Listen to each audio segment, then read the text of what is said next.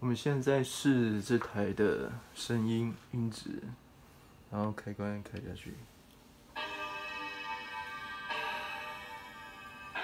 好，这边是电源的开关，也可以调整音量的大小。这台的机种是旗舰款的，所以可以连接蓝牙。OK， 那这边也可以用耳机。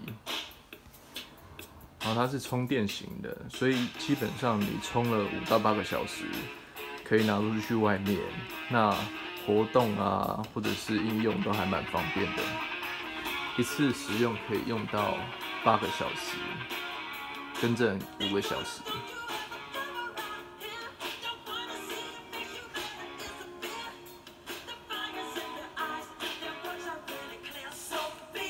OK， 可以听听看它的音质。